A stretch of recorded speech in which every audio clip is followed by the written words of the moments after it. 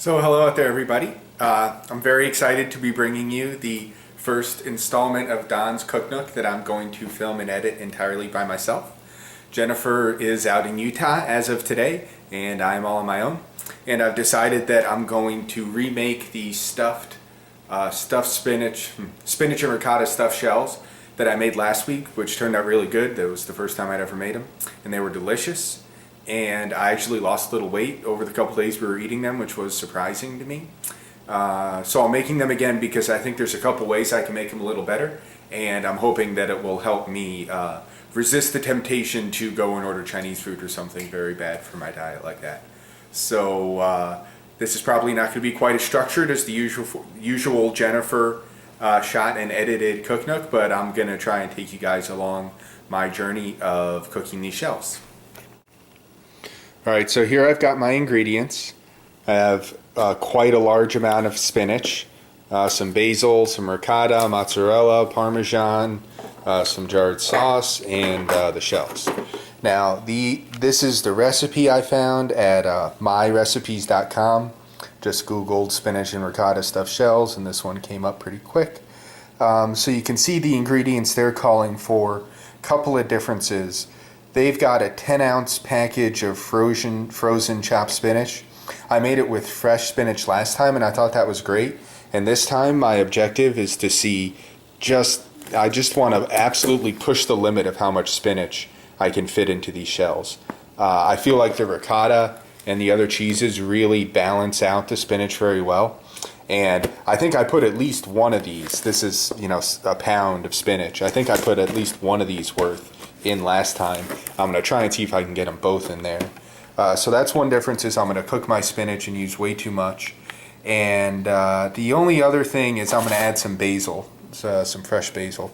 They don't call for basil, but I think that will add a nice element. And I've also got extra sauce. They call for one 26-ounce jar of sauce, which is about what this is.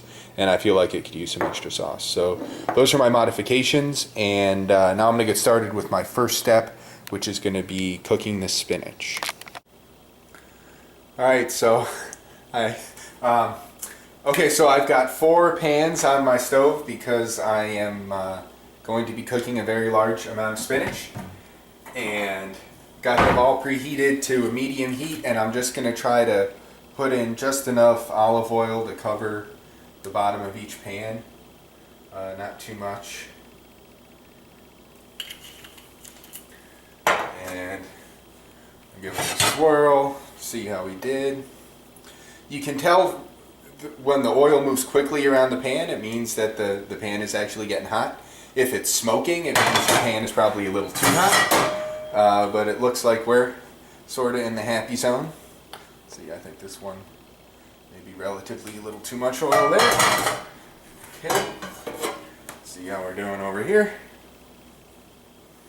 Maybe that guy didn't get good enough.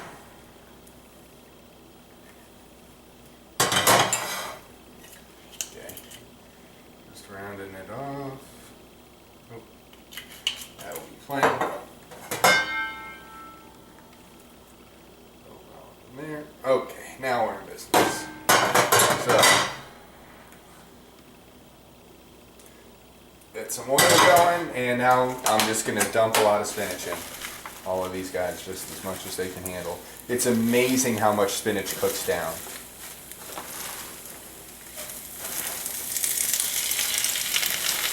I'm a guy where spinach isn't exactly my favorite food, but if you cook it down and smother it in enough cheese, it can work pretty well, and it's a good way to get your iron and all that.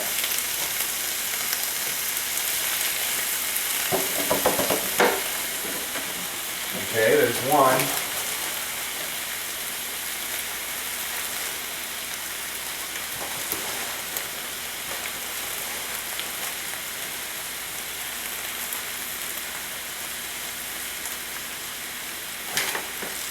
Not sure I'm going to be able to quite fit all my spinach in these pans, but it'll be close.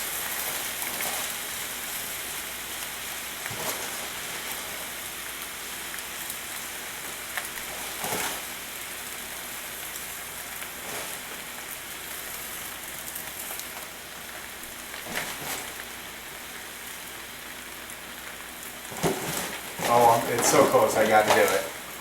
Gotta get it all in there. All right. Okay, now, let's see, I'm at 3. You know, I'm like maybe 3.5 on my range dial, which is pretty good, I think. And this will, you know, it'll take 5 to 10 minutes to cook the spinach down. And after I flip it over, I'm going to add some salt and pepper, but first I'm going to let the cooking process get going a bit.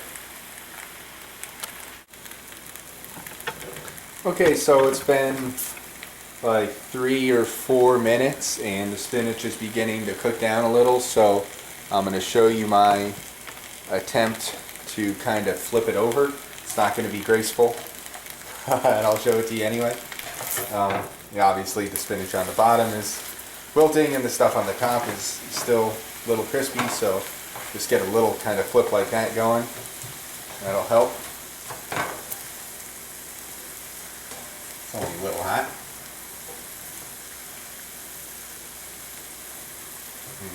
So this is my first try at, you know, trying to do the camera and everything. We'll see if I learn anything about the proper angles over time. There you go. You can see though the spinach is coming along nicely.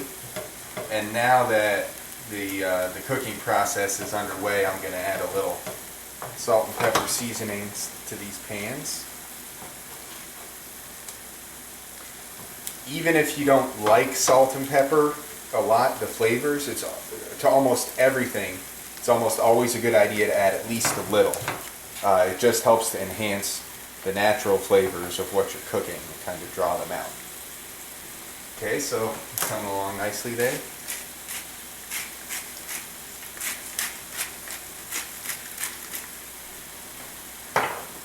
And some pepper.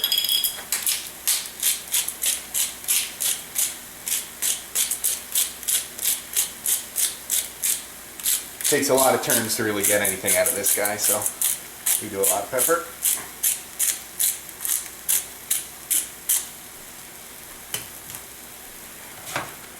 Okay, so it's coming along nicely. Now we do want to cook the spinach, you know, through. However, it's also the case that after we stuff the shells, we're going to bake them for a good like 35 or 45 minutes. So there will be a little additional cooking down the line. This stuff is getting pretty close. Forgot to get the camera on for the third pan, but here is the fourth one.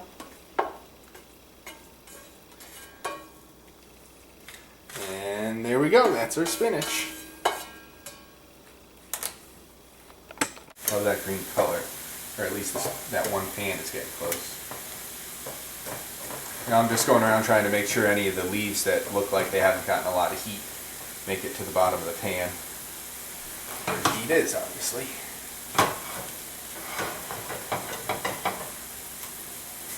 And I did turn the heat all the way up to 4, you know, out of 6, so kind of in the medium-high range just because it looked like we could handle it. I am definitely no pro when it comes to how to do things. I just like to try and then keep adjusting and then see what happens.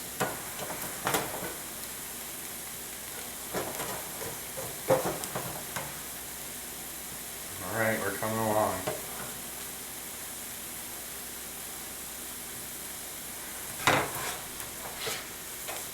Now, the trick with the spinach is I've got to squeeze a lot of the moisture out of it before I stuff the shells.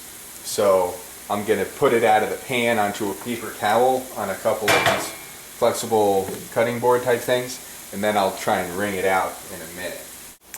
Let's see if you guys can sort of see this. Gonna dump my spinach onto my paper towel here. No need to get more liquid than need to. Alright, I don't know if that came out, but let's see. Just sort of spread that out. Help with the cooling and the drying.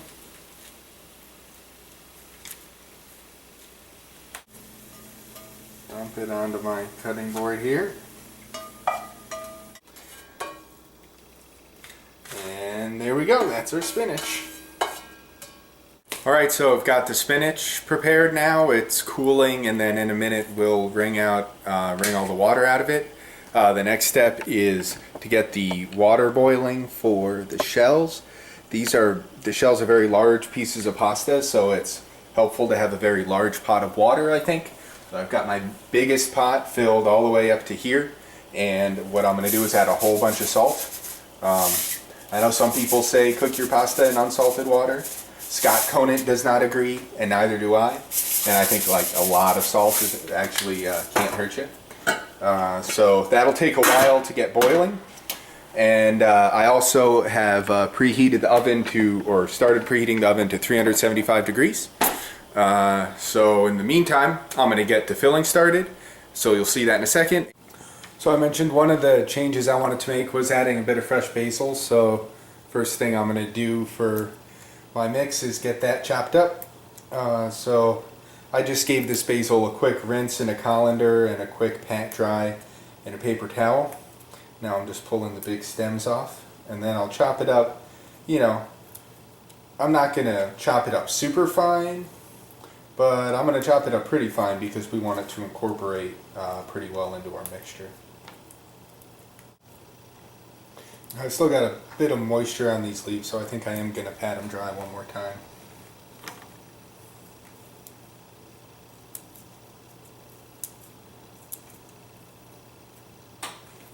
Okay. And by that, all I mean is taking a paper towel and going like this. Or maybe trying to get it flipped over. Nothing too scientific. But just get the moisture out of there that we can. Okay, and then we chop.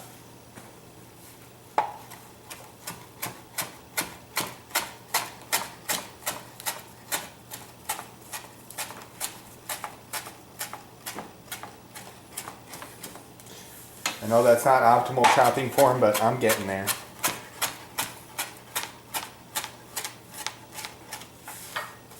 Let's see. I want to get it just a bit finer than this, I think.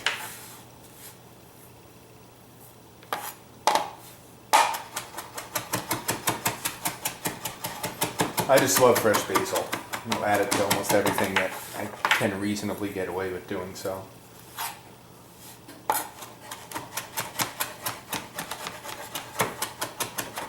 Okay, so that should do the trick.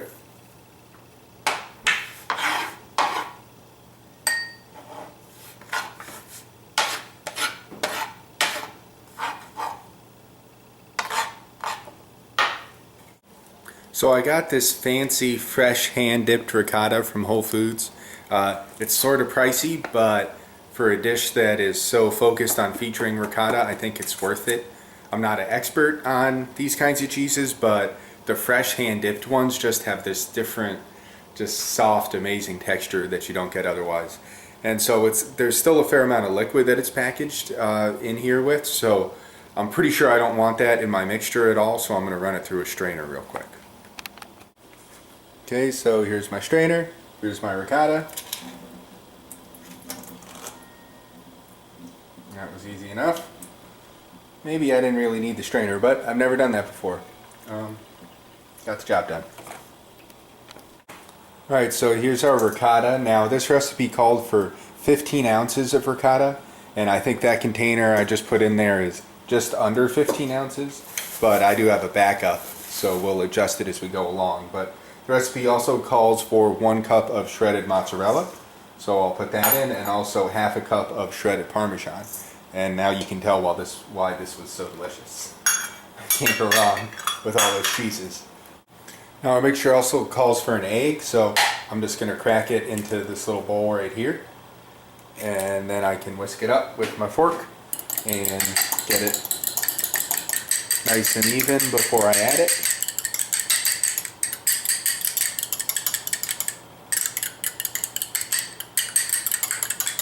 Nothing to it.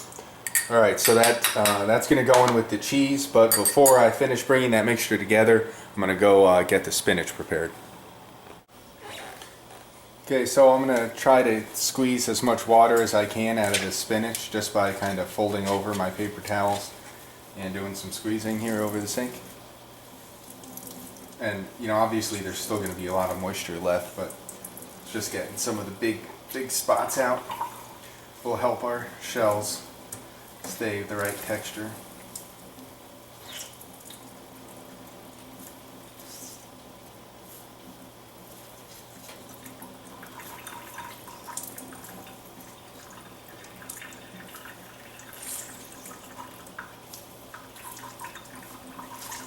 There we go.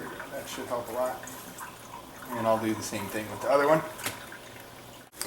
Alright, finally got our water to a boil, and the recipe for the shells, or the directions, I mean, asks to add them a few at a time, so I will oblige.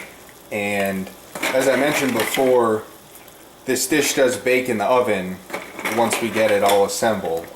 So it's okay if the noodles are a bit al dente, but you know, the directions do say to cook them for 14 to 16 minutes, and I did notice last time that, you know, at least 14 minutes was necessary just to get them even close.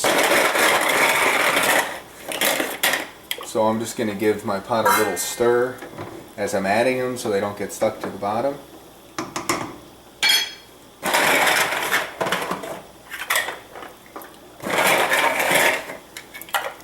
Now obviously I'm making way more than I could ever eat.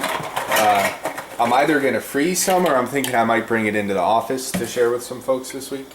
But this will still be a couple dinners worth for me this week, which will be nice. So now obviously you cook it uncovered, but I actually like to put the lid back on, you know, half on, just for a minute or two after you put the noodles in, because you lose your boil when you add the food. And then I want it to get back to a boiling temperature as quickly as possible, primarily because if the water is still, it's easier for the noodles to stick to the bottom. But if you've got a nice rolling boil going, it keeps everything mixing. I don't know what Scott Conant would say about temporarily covering the pot, but I find it to be helpful. In just like another 30 seconds or a minute, I think I'll have my boil back, and then I'll take this off and I'll give it a stir. So now my boil is back at least a little bit, so I've got my timer set for 14 minutes, and I'll give this one more stir and come back and stir it occasionally.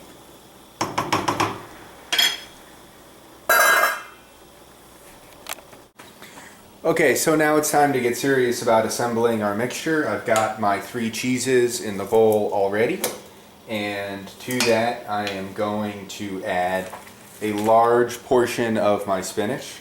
I'm going to start with half of it, I guess, maybe a little more than half. Really want to see how much of this we can get in there.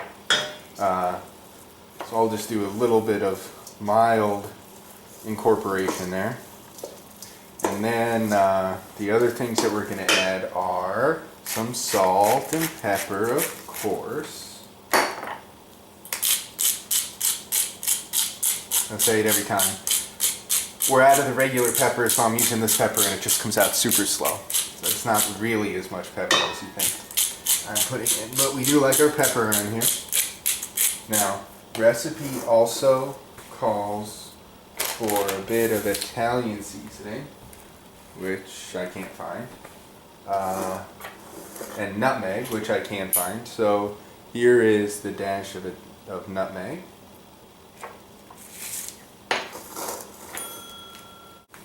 Okay, I found my Italian seasoning.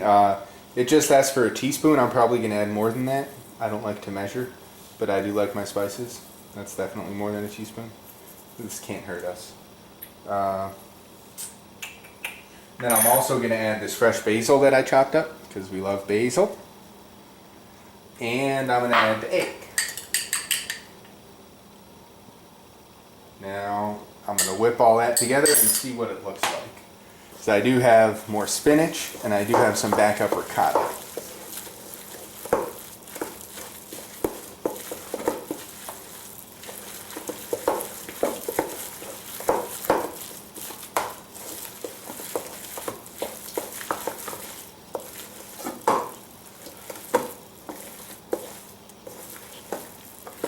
Now, if memory serves, I actually ran out of shells before I ran out of mixture last time, which means I could stretch it a bit. Now I think my spinach density here is a little higher than it was before. If I add all the rest of that spinach, it'll be way higher. So what I'm going to do is add just a little bit more ricotta and see if I can't get all that spinach in there. Because like I said, I think I had a little less ricotta than the recipe called for initially. Now in this case, I don't think I have to go strain it because I'm just going to scoop some off the top. It's a nice chunk there. Nice one there. There we go. Got some ricotta. God, that is a lot of spinach, but we do actually add even more cheese once we get to the putting it in the pan step. So we do have that going for us, which is nice.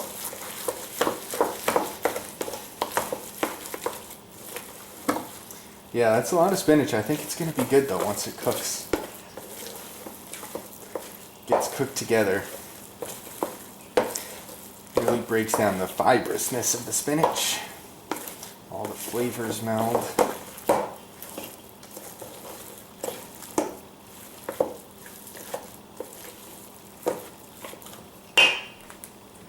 Now, just because I said that I might serve this to people at work, I will taste this with a spoon. See how we're doing. You know, it's not bad. I'm gonna think about it for a minute. Alright, I've decided what the heck. I'm just gonna dump all this spinach in here, and then I'm gonna add enough cheese to get it balanced out, and then see if I can fit all that mixture in the shells. And they'll be overstuffed spinach and ricotta shells. But I'm liking the flavor actually. I think I'm gonna add a little more of everything. I guess that is sort of the way I like to do it sometimes. But yeah, you know, that's not bad. That's pretty well incorporated. I'm gonna add a little more salt and pepper. Just felt like we could use it. I'm gonna add a little more Italian seasoning.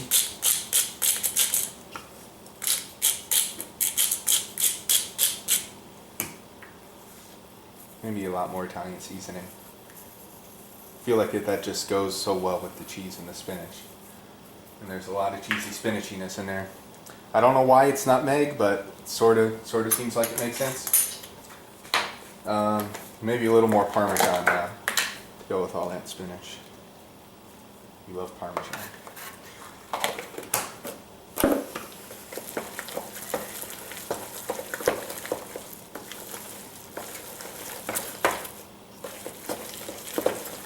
So I realize that there won't be an exact recipe to follow when we're done with this, but I feel like the trial and error approach is even better than having a recipe. Like, just know that these ingredients go well together and roughly the kinds of proportions that make sense. And then you just start mixing and tasting.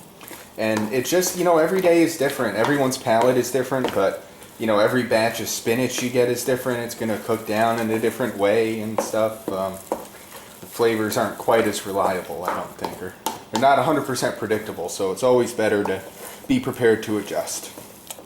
Alright, so let's give this one more taste. See where we're at. Oh, I'm extremely pleased. Yep, picking up a little bit of that basil. It's super spinachy. But I think that it's going to end up working well. Okay, the pasta is ready, so I'm going to strain it.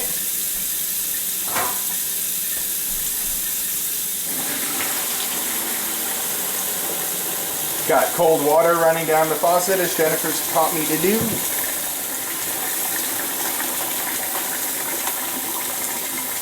Now, these got a little stuck together when I did this last time. Not sure what the best technique is for letting the shells cool off a little bit, but they are going to have to cool off before I can stuff them. So always just give them a little shake to help them dry off, and then I think in a few minutes I'll probably try and lay them out so they can cool individually. But right now, just set them right there. So the shells have cooled off a little bit. It's been a couple minutes, and I'm just going to go through and try and, when they're nested together, pull the one out of the other one to help them cool more appropriately. Um, Thought about getting a whole nother vessel for these, but I don't think it's necessary. This will just make our job a little easier in a few minutes. Give it a little shake. There we go. Yeah, there's one down there. Triple.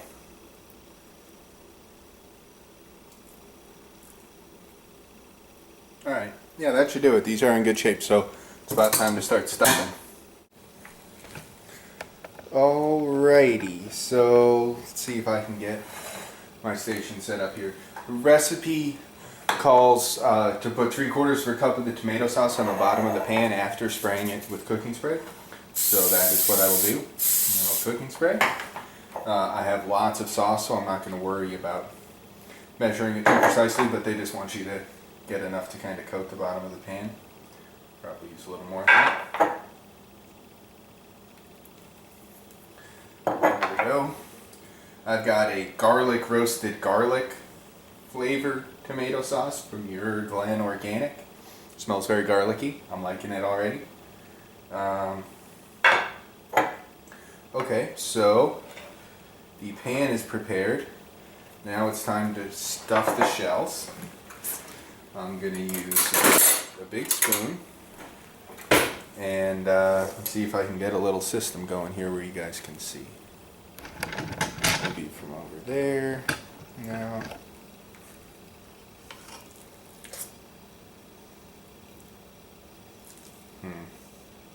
So I don't think I'll be showing the whole shell stuffing process. It's a little hard trying to get it on camera while I'm doing it, but you get the idea. You spoon the filling into the shell and then they go into this pan.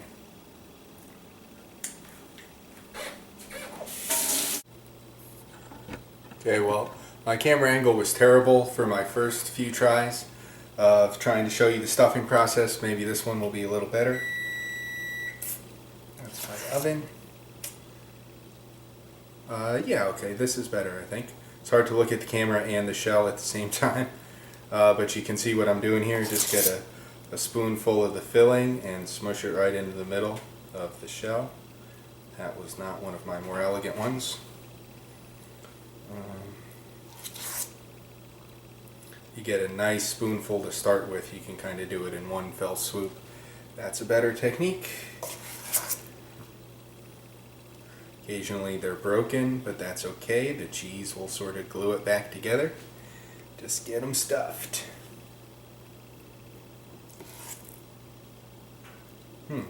Looks like even with the large amount of filling I made this time, I'm going through it pretty quick. So I think that's a good thing.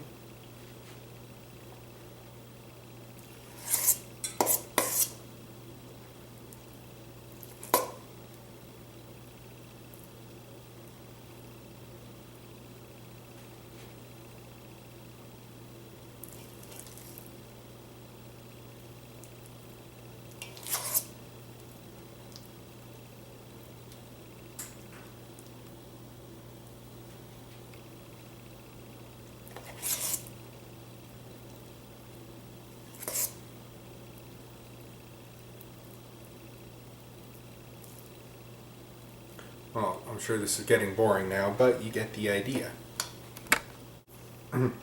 Okay, so here is my pan of stuffed shells.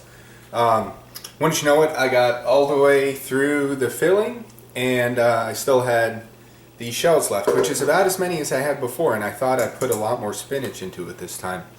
Maybe it was more spinach and less cheese, though. Anyway, I'm probably stuffing these shells a little excessively, a little overstuffed compared to the intentions of the creator of the recipe, but I think it actually turns out pretty delicious that way, and it keeps the ratio of protein to carbs more in favor of protein. The fewer shells that are actually involved, so that's something. So now the finishing step is to pour this tomato sauce over the top, and I was fully expecting to use my 2 jars. We'll see how far this goes. It seems like it's going farther than last time.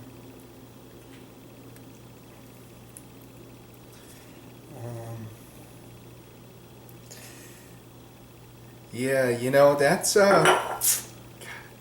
that's probably enough sauce. Do I want to open the other jar? I think that's enough sauce. So I'm just gonna scrape the bottom of the jar, get every little bit we can.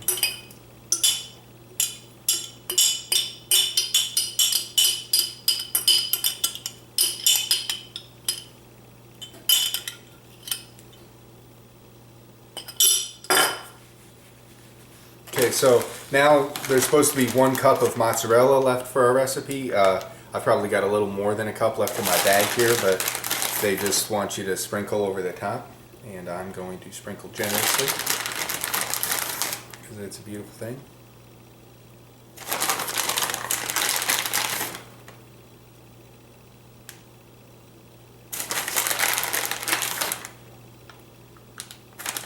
And let that. Okay, so now we cover with foil and cook for at least 45 minutes. Now it said 375. I heated my oven up to 390 just because I'm impatient and I think it can handle it. So we'll see how long it takes. Alright, so I just took my pan out of the oven after just over 30 minutes at 390. I think I said 45 before, but they actually said 35 covered, then take the foil off, and then another 10 minutes uncovered to get the cheese nice and bubbly. So that's what I'm going to do right now. Put it back in.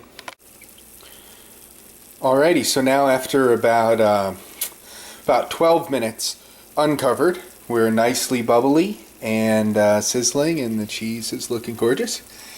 And I think that's a wrap. I'm going to let it sit for a couple minutes, and then I'll show a shot of me biting into one. Okay, so the shells have had a chance to cool for a couple minutes now, and I'm gonna serve myself a couple. Just kind of grab them from around the edge, get a nice cheesy one from the middle, take up some sauce from the bottom, and these are still going to be pretty hot, but let's see if I can show you cutting into one. Still working on how to operate the new camera. Yeah, something like that. Anyway, not sure how this is going to come out. But there's a nice bite. It looks hot. Okay, I'm going to... Okay, so I hope you guys enjoyed... Okay, so I hope you guys enjoyed coming along with me as I made the stuffed spinach and ricotta shells today. Here's the finished product. And... That's not bad. It's not bad at all. There's a lot of spinach in there, but it, even if you're not a big spinach eater, I think it plays pretty well.